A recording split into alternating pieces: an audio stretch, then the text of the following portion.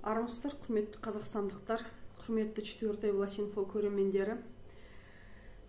Мен мына үндеуімді еліміздің президенті Қасым-Жомарт Кемелұлы Тоқаевқа, еліміздің бас прокуроры Берік Ноғайұлына, Ішкі істер министрлігі Ахметжанов мырзаға және сыбайлас жемқорлыққа қарсы агенттіктің басшысы Бектенов мырзаға осы үндеуімді жолдағым келіп отыр. Неге? Біз мына Талдықорған қаласында нақты заңсыздықты тоқтатуға сіздер республикадан ешқандай тосқауыл болмаса, ешқандай бір әрекет етіп, осын тоқтатпасаңыздар, тоқтамайды деп айтып келе жатқанымызға 1 жылдың жүзі, 2 жылдың жүзі болды. Неге сіздер араласпай отырсыздар? Сырт жақтан бақылаушы оңай. Президент мырза, мынау сіздің кіші отаныңыз. Сізден көмек сұрап келгенімізге біраз уақыт өтті. Күні бүгінге шейін бұл заңсыздықты тоқтатуға ешкімнің құлқыны жетпей жатыр.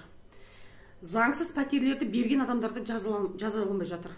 Баталов, Орымханов, Миразов сынды азаматтардың кезінде жасап кеткен заңсыз әрекеттерін ешкім тыя алмай келетір. Неге? Баталов әлі қалай жүр? Сол қалпында бір жауап қатпастан, сол өзім пенсияма шықтым деп риза болып, осы бүкіл мына жауапкершілікті кейінгі қалған азаматтардың мойнына ілтіп қойды, өзі мәз болып жүр. Осылай бола ма? Мына коттеджный городоктың жыры ол. Міне қаншама үйлер қаңырап тұр. Неге сол үшін ешкім жауап бермейді? Неге кезінде мен істемеген нәрсем үшін осы мойнымен, өміріммен, тағдырымен жауап берген, а бұлар нақты істеген істі ешкім жаңағы жауапқа тартуға құлқыны жетпей жатыр. Сонда барлықтарыңыз сол сыбайлас жемқорлық жүйенің бір мүшесі болып тұрсыздар ма? Сіздер сол сыбайлас жемқорлық әбден бізде Қазақстанда тамырланып кеткен дәлелдеп тұрсыздар ғой. Сіздер өздеріңіз сол бір жүйе, бір жаңағы коррупционный махинация дейді ғой, соның ішіндесіздер ма? Сіздер соның бір элементісіздер ма? Неге сіздерде намыс жоқ? Неге сіздерде осыған бір тосқауыл қою жоқ? Қашанға шейін Баталов осылай жүре береді, ешқандай жауапкершіліксіз? Соның кезінде мыңдаған, миллиондаған жаңа шығын қаражат үкіметтің тарапынан желініп кетті ғой. Неге соған ешкім жауап бермеу керек? Қазір қаншама адамдар сіздерге осы репортаж жүйесінде айтады. Мына кезінде қазір Чүкенбаева Алия, Жапарова Назгүл сияқты кезінде сол Баталов, Орымханов, басқа Миразов сияқты азаматтар қылмыстық жазадан босатып жіберген азаматшаларымызды мына 7 жылдан кейін қазір қамауға алынды. Кеше судьяларымыз қайтадан жібере салады.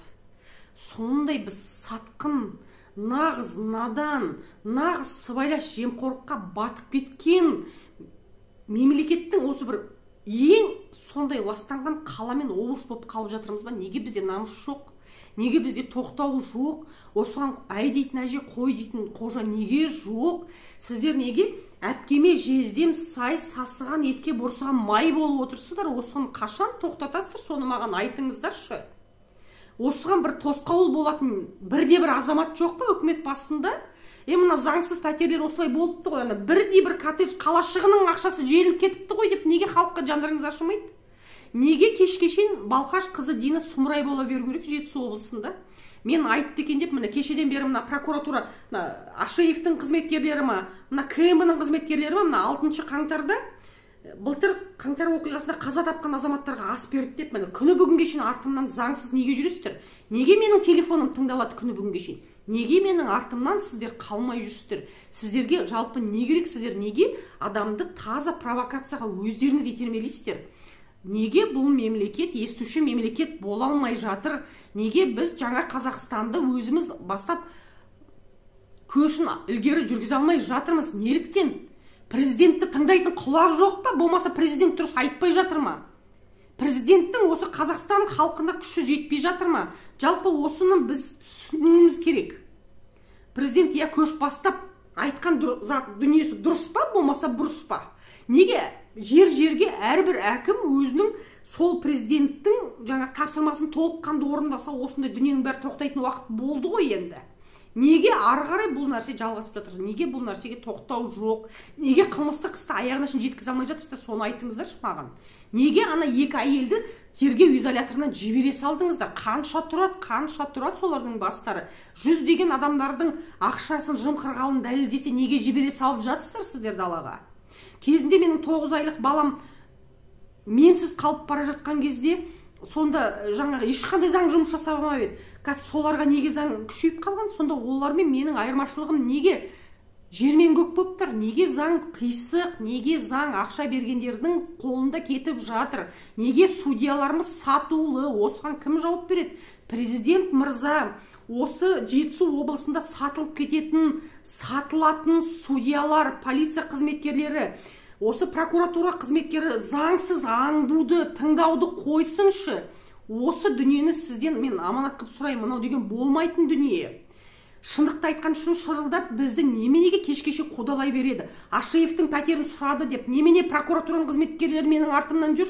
Неге сіздерде заңды осылай өздеріңіз погонды киіп алған, судьялар мантиясын киіп алған, басқалар тағы погондарын тағып алған адамдар неге өздеріңіз құқықты бұзасыздар? Неге сіздер заңды өздеріңізді қорғау үшін пайдаланасыздар? Сіздер неге өздеріңіз қызметтеріңізді асыра сілтейсіздер?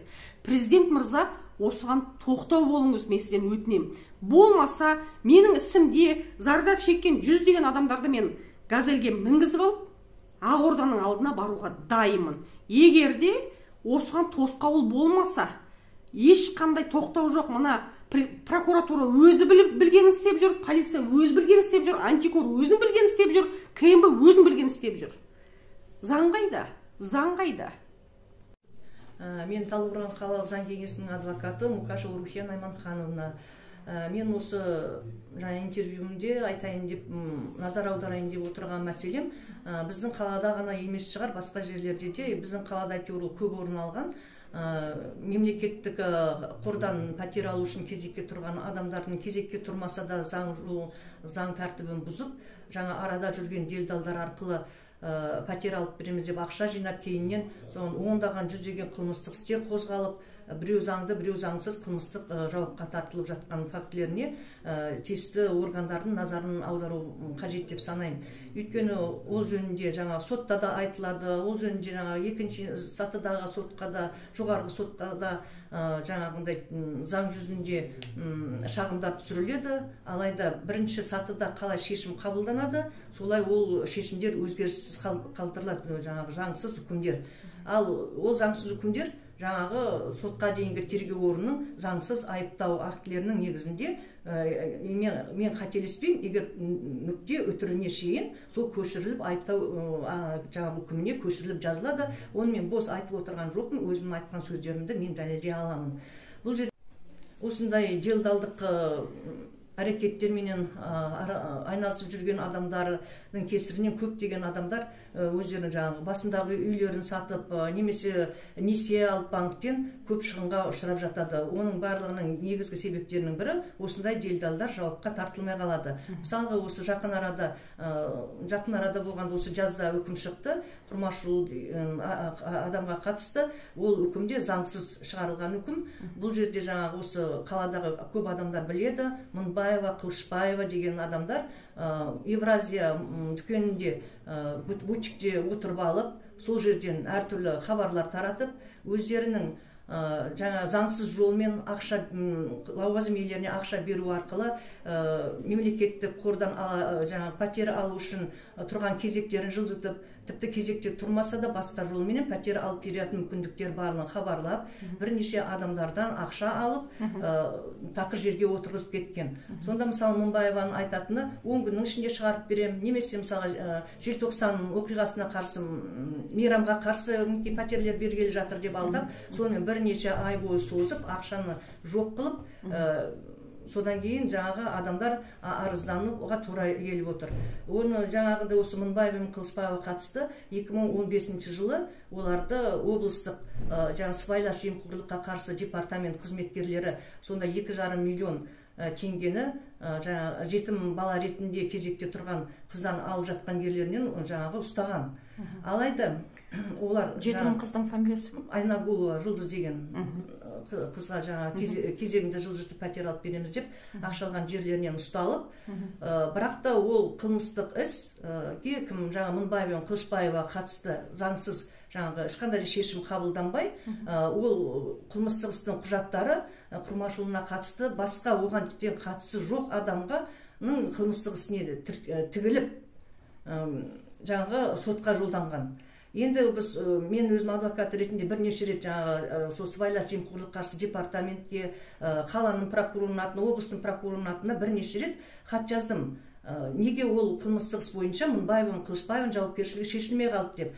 Маған олар жауаптарында ол сотқа қырмаушылығына қатысты қылмыстық іспен сотқа жолданған деп жауаптар келеді. Сонда олар мені түсінбейді деп отыр ма? Олай болатын болса, сол қылмыстық істі қалалық Талдықорған қалалық сотында жатқан қылмыстық істі көтеріп қарасын. Сол эпизод бойынша біреу жауапқа тартылды ма екен? Оған қырмаушылығының қандай қатысы бар? Яғни жаңағы Мыңбаева мен Қылышбаеваны заңсыз жауапкершіліктен босатқандарын жасыру үшін басқа қылмыстық іске тіркеп емес, жаңағы тігіп жасырып отыр.